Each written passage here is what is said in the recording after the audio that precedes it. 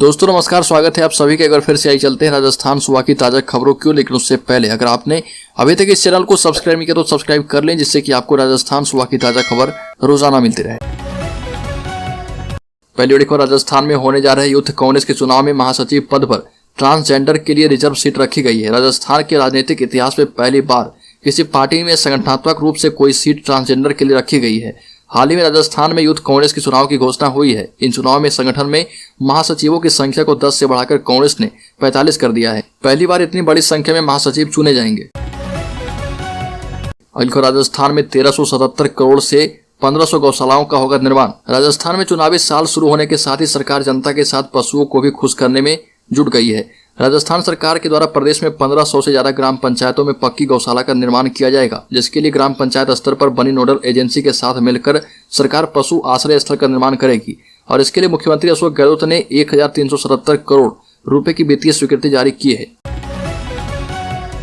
मुख्यमंत्री के सलाहकार और सवाई माधोपुर विधायक दानिश अबरार की गाड़ी ने एक बाइक को टक्कर मार दी। हादसे में बाइक सवार व्यक्ति की मौके पर ही मौत हो गई। हादसा टोंक जिले के उनियारा थाना क्षेत्र में नेशनल हाईवे 116 पर हुआ था। हेड कांस्टेबल शंकर लाल ने बताया कि दोपहर करीब 2 बजे अल्लाहपुरा निवासी साहबुद्दीन बाइक पर गांव से ककोड़ा जा रहा था। इस दौरान सवाई माधोपुर से टोंक की ओर जा रही विधायक दानिश अबरार की कार ने बाइक को टक्कर मार दी। हादसे में साहबुद्दीन की मौत हो गई। राजस्थान सरकार अपने 4 साल के काम की समीक्षा के लिए 2 दिन का चिंतन शिविर करने जा रही है। 16 और 17 जनवरी को जयपुर के ओटीएस में होने वाले इस चिंतन शिविर में सभी विभागों की परफॉर्मेंस सामने आएगी। चुनावी साल के लिहाज से चिंतन शिविर के कई मायने हैं। सरकार को इसके जरिए अंदाजा लगाने में आसानी रहेगी कि कौन कौन से जिलों या क्षेत्रों में अच्छा काम हुआ है और कहां अभी और भी फोकस करने की आवश्यकता है। जयपुर में 21 अगस्त से होगी G20 की बैठक। राजधानी जयपुर में 21 से 25 अगस्त तक G20 के वाणिज्य और निवेश मंत्री समूह की बैठक होने जा रही है। G20 के वाणिज्य और निवेश मंत्री समूह की बैठकों में 32 देशों के उद्योग मंत्री और उद्योगपति जुटेंगे। इसके G20 के 21 सदस्य देश और 11 मंत्री देशों के वाणिज्य मंत्री आएंगे। राजस्थान के हेल्थ डिपार्टमेंट में 31,827 पदों पर भर्तियां होगी। 19,539 पदों पर नियमित और 12,288 पदों पर संविदा आधार पर भर्ती की जाएगी। मुख्यमंत्री अशोक गहलोत ने इसकी मंजूरी दे दी है और ये सब भर्तियां हेल्थ डिपार्टमेंट, मेडिकल एजुकेशन, राजमेश और मेडिकल कॉलेज में होगी और जल्द ही भर्ती का प्रोसेस भी शुरू होगा। चुनावी साल होने के कारण सरकार का भर्तियों पर पूरा फोकस है। कांग्रेस नेता सचिन पायलट ने अपनी युवा और किसान रैली में अकेले जाने का फैसला किया है। ऐसा करने के बाद से कांग्रेस उनके हर कदम पर करीब से नजर रख रही है। मुख्यमंत्री अशोक गहलोत के साथ उनके मतभेद अभी खत्म नहीं हुए हैं और राज्य में नेतृत्व के मुद्दे पर दोनों के बीच जारी तनाव कांग्रेस के लिए चिंता का बड़ा कारण है। राहुल गांधी ने गहलोत और पायलट दोनों को पार्टी की संपत्ति कहा था। हालांकि पार्टी के महासचिव जयराम रमेश ने कहा कि पार्टी अध्यक्ष राजस्थान के मुद्दे पर काम कर रहे हैं और कुछ समाधान निकाला जाएगा। अगले साल होने वाले लोकसभा चुनाव में भारतीय जनता पार्टी ने अपनी जबरदस्त तैयारियां शुरू कर दी है। विश्लेषकों की माने तो भारतीय जनता पार्टी इस लोकसभा चुनाव में एक बार फिर से बैक टू बेसिक की राह से चुनावी जोर आजमाइश करेगी। हालांकि बैक टू बेसिक के साथ साथ पार्टी डेवलपमेंट के एजेंडे को भी बराबर साथ लेकर चलेगी। भारतीय जनता पार्टी के नेताओं की ओर से भी इशारा मिल चुका है कि 2024 के लोकसभा चुनाव में किन मुद्दों के साथ चुनावी मैदान में उतरना है। सचिन पायलट सीएम की दौड़ में बने होने का देंगे मैसेज। राजस्थान के पूर्व डिप्टी सीएम सचिन पायलट 16 जनवरी से 5 जिलों के दौरे पर रहेंगे। पायलट के दौरे को शक्ति प्रदर्शन के तौर पर देखा जा रहा। बजट सत्र से पहले पायलट शक्ति प्रदर्शन करेंगे।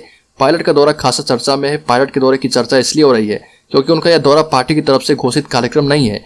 पायलट दौरे के दौरान मंदिर दर्शन और किसान सम्मेलन को संबोधित कर राजनीतिक क्षमता का भी शक्ति प्रदर्शन करेंगे। हनुमान बेनीवाल ने भरी 2023 की ओंकार रणनीति से खड़ी कर सकते हैं बीजेपी कांग्रेस के लिए मुश्किलें। नागौर के सांसद हनुमान बेनीवाल की राष्ट्रीय लोकतांत्रिक पार्टी भी 2023 के चुनाव में दमखम दिखाने के लिए जोर आजमाइश कर रही है। आरएलपी ने कई मुद्दों को लेकर अब जनता के बीच जाने का कार्यक्रम बनाया है, जिसकी शुरुआत प्रदेश सरकार के खिलाफ आंदोलन के रूप में की जाएगी। आरपीएससी पेपर लीक मामले में अवैध निर्माण हटाने की कार्रवाई पूरी। अब रहने लायक नहीं बचा सारण का मकान। सेकंड ग्रेड शिक्षक भर्ती परीक्षा पेपर लीक प्रकरण में आरोपी भूपेंद्र सारण के आवास पर जारी अवैध निर्माण ध्वस्तीकरण की कार्रवाई पूरी हो चुकी है। वरिष्ठ अध्यापक भर्ती परीक्षा पेपर लीक प्रकरण के मास्टरमाइंड भूपेंद्र सारण के आवास पर जारी जेडीए की ध्वस्तीकरण की कार्रवाई पूरी हो चुकी है। मकान को इस तरह से तोड़ा गया है कि अब वो मकान रहने लायक नहीं है।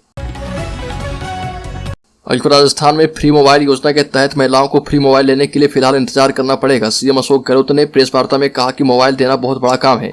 1,35,00,000 महिलाओं को मोबाइल देंगे। मोबाइल की कंपनी अपने तरीके से चलती है, पब्लिक को देकर आगे बढ़ रहे। हम जल्दबाजी नहीं कर रहे। आपको बता दें कि पहले यह चर्चा थी कि सीएम गहलोत सरकार की चौथी वर्षगांठ पर फ्री मोबाइल देने की शुरुआत कर सकते हैं। गहलोत सरकार की चौथी वर्षगांठ हो चुकी है और इस मौके पर सीएम गहलोत ने प्रेस वार्ता का आयोजन किया था। सीएम ने फ्री मोबाइल कब मिलेंगे इसके जवाब में कहा कि हम जल्दबाजी नहीं कर रहे, लेकिन जल्द ही देंगे।